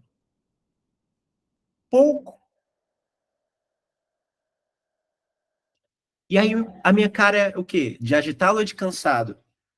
Se eu tiver o hipotireoidismo, isso é de cansado. É de uma pessoa triste. É uma pessoa que parece até depressiva, professor. É depressiva.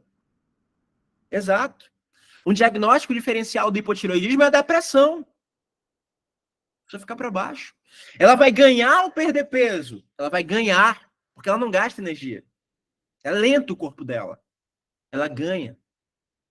Ela é mais sensível ao frio, porque quando eu produzo muita energia, eu libero calor. Então, quando ela não libera calor, ela sente mais frio. Tranquilo? Bora lá. E se eu tiver hipertireoidismo? Meu corpo tem muito T3 e T4. Eu estou muito estimulado. Eu estou estimulado demais. Eu fico mais ansioso. Fico nervoso. Estressado. Diagnóstico diferencial para transtorno de ansiedade. Outra coisa. Estou liberando muita energia na forma de calor agora. Vou suar bastante. E eu vou ter intolerância ao calor. Eu vou ganhar ou perder peso agora? Perder peso. Vou perder peso. Tá bom? Então é isso. Hipotireoidismo e hipertireoidismo. Hipotireoidismo, lembra de um cara cansado, gordinho, né? Com a pele mais fria. Hipertireoidismo, cara agitado, magrelo, intolerância ao calor. Tá? Alguém perguntou aqui, o Marcos falou assim, onde que a pessoa encontra iodo? E é aqui que a gente mata a aula de hoje. Gente, qual que vocês acham pior? Qual que vocês acham pior pro país? Um cara que tá agitado, com muita energia, ou um cara que tá sem energia? Quem que vocês acham que é pior em termos de cadeia produtiva? O cara sem energia. O hipotireoidismo é um problema muito maior do que o hiper para a produção do país. E deixa eu te contar uma coisa. Se eu não tenho iodo, eu não produzo T3 e T4. Eu não produzo T3 e T4. E se eu não produzo T3 e T4, eu tenho hipotireoidismo. Então, se eu não consumir iodo, eu desenvolvo hipo. Isso aconteceu no nosso país. É por isso que, para não ter risco, o que o governo fez? Jogou iodo aonde? No sal de cozinha. E hoje o teu sal de cozinha é o sal iodado, para não ter risco de desenvolver hipotireoidismo. Tá bom? Então, eu vou botar aqui, ó, no hipotireoidismo, existe a pergunta clássica, que é sobre uma coisa chamada de bócio endêmico. O bócio endêmico é causado pela carência de iodo. Tem pouco iodo, produz pouco T3 e T4, dessa forma levam ao hipotireoidismo, tá? Tireoide cresce agora, né? Pode crescer tanto no hiper quanto no hipo, tá? O bócio não é característica do hiper ou do hipo, pode acontecer nos dois. Mas falar bócio endêmico, naturalmente, vem na tua cabeça quem? A carência de iodo, o hipotireoidismo. Beleza? O Nadson, fiz exame de tiroxina e deu tudo acima do valor de referência, mas a endócrina disse que ainda não era hipotireoidismo. Isso porque algumas infecções virais podem causar aumento, né, desses hormônios. E também a gente pede, né, dosagem em 2 séries, basicamente, tá? A gente faz reavaliação.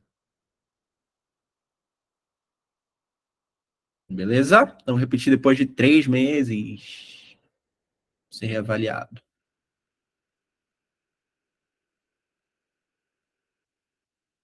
Se a pessoa tiver um hipertireoidismo e não se alimentar bem, o corpo vai usar quase toda a gordura? Sim, e a pessoa vai perder peso. Lembra que a gente falou disso? A pessoa perde peso. Tá? No hipertireoidismo. Alguma dúvida? Alguma dúvida? Não? Tá. No hipertireoidismo, o metabolismo basal aumenta. Né? O metabolismo basal está aumentado.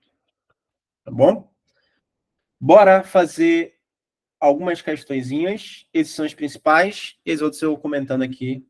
Tá? Não vou demorar. Vou fazer 5 questões e aí vocês estão livres. Beleza? Pode ser? Não vai embora, não vai embora. Já tá aqui, cara. Aproveita. Já tá aqui, aproveita. Tá? Aproveita que a gente já pegou o ritmo. Bora lá na 49 da nossa lista. Olha isso. Se tu não tem a lista, olha na tela, tá? Os elementos químicos necessários às plantas em quantidades relativamente grandes são classificados como macronutrientes. Dentre esses macronutrientes, qual o essencial no armazenamento e transferência de energia na célula? Gente, falou de energia pra gente. A gente vai pensar nesse cara aqui de baixo, ó. O fosfato. O fosfato vai ser representado por PO4 3-, tá? PO4 3- era o próximo tópico. E aí, olha o que vai acontecer. O fosfato vai ser importante para a formação dos nucleotídeos. Tu lembra do nucleotídeo? Os nucleotídeos levam à formação do DNA e do RNA. Todo nucleotídeo é formado de quem? Fosfato, pentose e base nitrogenada. A pentose, se for uma ribose, vai formar RNA. Se for uma desoxibose, DNA. Tudo aquilo que a gente já viu, né? Mas então falou de fosfato, beleza. Já pensa em ácido nucleico, né? Só que tem uma outra coisa, que é a clássica de provas. É isso aqui, ó. Tá vendo, ó? Fosfato, ribose, que é uma pentose, e uma base nitrogenada, que é a adenina. Professor, isso é um nucleotídeo. Sim, exato, é um nucleotídeo, cara. Bacana. Mas olha só para cá, ó. 1, 2, 3 fosfatos. Se ele colocar isso para ti na prova, isso é uma adenina com 3 fosfatos. É uma adenina trifosfatada. É uma adenosina trifosfatada. Isso vai formar para mim o que eu chamo de ATP. Professor, então o ATP é um nucleotídeo, professor? É, exato. É um nucleotídeo de quem? De adenina. Professor, mas de onde vem a energia? Do fosfato, da pentose ou da base nitrogenada? A resposta é fosfato. Beleza? Então, quando eu falar de ATP, adenosina trifosfato, é um nucleotídeo. Quantos fosfatos tem? 3 fosfatos ligados a quem?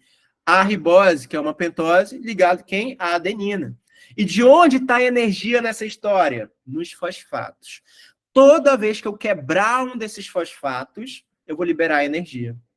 O ATP tem quantos fosfatos? 3 fosfatos. E se eu quebrar o ATP? Se eu quebrar o ATP, vai virar quem? ADP. O ADP vai ter quantos? 2 fosfatos. Dá para tirar a energia dele? Dá. Se eu quebrar o ADP, eu vou formar quem? O AMP, adenosina monofosfato, tá? Que vai ter aí um fosfato só. Beleza? Então, quanto mais eu vou quebrando os fosfatos, e aí eu vou liberando energia, tá? Professor, pode ser o contrário? Eu posso ganhar fosfato? Pode, tá bom. Tu quer pensar assim? Pode pensar assim também. Se for um fosfato, AMP, ganhou um fosfato, vai ficar com 2? ADP. Se eu adicionar mais um fosfato, ATP. Tá bom? Beleza, Fernanda? Tranquilo, né? O oposto também é verdadeiro. Beleza? Então, bora lá? Falei de energia, não vou gastar tanto tempo aqui nessas, né? Falei de energia, já penso em fosfato, né? Já penso em fosfato. Fosfato te lembra quem? Fósforo, né? Então, letra Opa, letra C de fósforo. Tranquilo? Bora lá. Próxima, questão de número 50. Falar assim pra gente, ó. Os sais inorgânicos desempenham variadas funções nos organismos de todos os seres vivos. Assinale a alternativa que associa corretamente o elemento químico presente no sal às respectivas funções que desempenha no organismo. Tá? Letra A fala assim pra gente. O cálcio ajuda a formar o esqueleto, ossos. Atua na contração muscular, verdade, desloca a troponina, permite com que a actina se ligue com a miosina. E atua na coagulação, perfeito, também atua na coagulação. Resposta, letra A. Professor, mas responde para mim a B? Tá. A B fala do cloro, tá? E a B, quando falar aqui sobre o cloro, eu quero que venha na tua cabeça, principalmente regulação de água, controle osmótico, beleza? Então, cloro, controle osmótico. Bacana, bacana. Gente, faz parte dos hormônios da tireoide. Pô, cara, pelo amor de Deus, hormônio da tireoide seria quem? Hormônio da tireoide, professor, eu aprendi que é o iodo. Verdade. Então a B não está certa. C, ferro. Está presente nas estruturas que realizam a transferência de energia. Energia, ATP, significa quem? Fósforo. Né? Fosfato. Participa da constituição da hemoglobina. Hemoglobina não é fosfato. É quem, doutores? Ferro. Professor, tudo que a gente viu na aula. Verdade. Iodo participa da produção da melanina, pigmento que dá cor à pele. Falso. O iodo participa da formação de quem? Triiodotironina e tetraiodotironina ou tiroxina. Né? Beleza até aí? Fala, Marcos.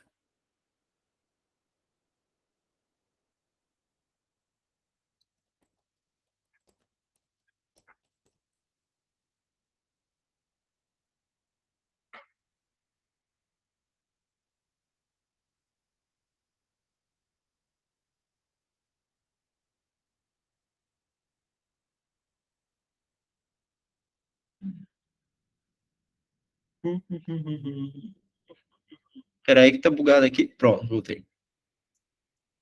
Ferro que faz parte das enzimas de respiração? Verdade, tá? Ferro faz parte das enzimas de respiração. Se quiser deixar anotado lá, inclusive, faz parte da formação do citocromo.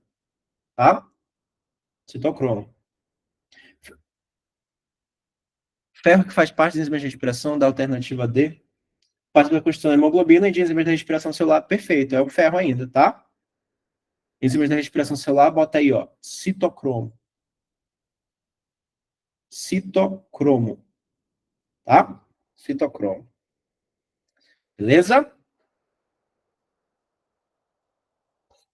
51. 51. Quando eu estou respondendo questão, não consigo ver muito o chat, tá? Mas vai botando essa mãozinha aí que eu consigo ver um pluk, aí eu já sei que alguém perguntou alguma coisa. Vai lá, 51. Fala bem assim pra gente, ó. 51. A vitamina D. Falou vitamina D. Tem papel fundamental na regulação da fisiologia osteomineral. De acordo com estudos recentes, ela também pode influenciar o sistema imunológico. O mineral presente no corpo humano, cujo metabolismo é regulado pela ação da vitamina D. Quem que a gente pensa sobre vitamina D? Logo que eu falo em sal mineral, é quem? Cálcio, né, gente? Resposta 51, letra B de bola. Fácil ou difícil? Tranquilo, né?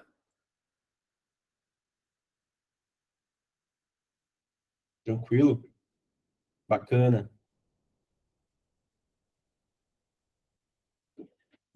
Bora ver aqui. Tá, vou fazer a 53 agora. 53. 53 fala assim, ó. Após avaliar uma série de exames de laboratório, o médico recomendou ao paciente que aumente sua dieta em ingestão de leguminosas, como feijão e ervilha, e vegetais verdes escuros, como a couve. Diante dos esportes, é correto afirmar que o paciente possui em seu organismo deficiência de... Galera, qual a deficiência aqui? Feijão e couve, cara, na tua cabeça, automaticamente são alimentos ricos em ferro, né? Resposta pra gente, letra E de elefante. Tranquilo? E se ele falasse de vitamina? Se ele falasse de vitamina, e colocasse alimentos verde escuro, qual que seria a vitamina? Vitamina K, tá? Mas a aula como é de ferro, ou a aula como é de sal mineral, né? O sal mineral é o ferro, tá? Se falasse de vitamina, na tua cabeça ia vir vitamina K. Vou fazer só mais uma, tá? Vou fazer 55. Pode ser? 55? E a gente liga aí os pontos. Bora lá. 55 fala assim pra gente, ó. Os sais minerais são importantes na dieta humana, e ele dá uma tabela pra gente, e a gente tem que integrar ali, né? Ligando um com o outro. Então, bora lá. Composição de osso. Quem que eu penso em composição de osso? Professor, eu penso em cálcio. Eu penso em cálcio. Sim, pensaria em cálcio, mas não tem cálcio aí nessa. Então, eu pensaria em quem, além dele? Eu pensaria em quem, além dele? Cara, se falou de osso, pensa em duas coisas. Se não tiver cálcio, tu vai pensar em fosfato. Fosfato, professor? Sim. Porque lembra que eu te falei que o cálcio está na forma de hidroxapatita de cálcio? Penso em fosfato, tá? E eu penso também em magnésio. Tá bom? Penso em magnésio. Inclusive, tem muito velhinho, né? Tomando magnésio. O magnésio, ele é um dos quelantes. Eles ajudam a prender o cálcio ali no osso, tá? E ajudando a composição também nesse osso. Então, bora lá. O magnésio é super importante para o controle da pressão também. Então, bora lá. Fiquei na dúvida aqui, não sei, não posso afirmar, né, de imediato quem é quem. Então, primeiro ficou aberta aí na 55. Depois ele fala assim, composição de citocromo e hemoglobina. Esse aqui não tem outro. Esse aqui é quem? É ferro. Tá bom? É ferro. Então aqui, ó, 5. Composição de ácidos nucleicos e transferência de energia. Ácido nucleico e energia, já penso em quem? Em fósforo, né? Fosfato. Estava na dúvida aqui, ó. Na primeira já não é mais ele, já sei que não é. 5 e 1. Condução de impulso nervoso, ou sódio ou potássio. Não tem sódio, então vai potássio aqui nessa história. Composição de hormônios da tireoide, o iodo. Né? Ficou para mim quem, então? A sequência de 4, 5, 1, 2 e 3. Resposta, letra C de capivara. Alguma dúvida, gente? Talvez muitas. Talvez muitas, né? A aula de hoje foi uma aula porrada, uma aula de fisiologia mesmo. Né? A gente aprofundou bastante, mas eu acho que ela foi bem positiva. Tá? Fala aí, Marcos. Em relação ao magnésio, bora lá. Quiser anotar? Bora voltar para a nossa tabelinha? Tá. Em relação ao magnésio, a primeira coisa que eu quero que vocês saibam é pegadinha de vestibular. Que ele é componente da clorofila. Clorofila. Clorofila. Clorofila. Aí tu ouve e fala assim, componente principal da clorofila é cloro. Não é. Principal componente da clorofila é o magnésio. Tá? Então, magnésio, eu penso em clorofila. Importante para quem, então? Para os vegetais. Né? Para os vegetais. Tá bom? Ele vai ser também importante na formação dos ossos. Beleza? Ele é importante na formação dos ossos. E o magnésio também é importante na atividade cardíaca. Ou seja, para o funcionamento do coração. Beleza? Essas informações aí sobre o magnésio, quem quiser. Falou de proteína, a gente pensa em nitrogênio, tá? Falar de nitrogênio, pensa em proteína. No nitrogênio, lembrar que existe um ciclo do nitrogênio, e aí, quem insere o nitrogênio para que a gente consiga absorver são as bactérias. O ciclo do nitrogênio, né, é importante a ação de bactérias, algumas que se associam às raízes das leguminosas, tá? Então, algumas bactérias se associam a leguminosas. É o caso da Rhizobium. E aí essas bactérias ajudam a fixar o nitrogênio, permitindo com que ele vá para a forma de amônia e depois a gente consiga formar ali nitrato, que é onde vai iniciar o processo. Eu não vou entrar em detalhes nisso, é assunto longo também, e a gente vê na ecologia, tá bom? Acho que os mais importantes da fisiologia foram dados, e é neles que a maioria das questões vai tratar. Beleza? Vou encerrar nossa gravação, encerrando nossa aulinha de hoje.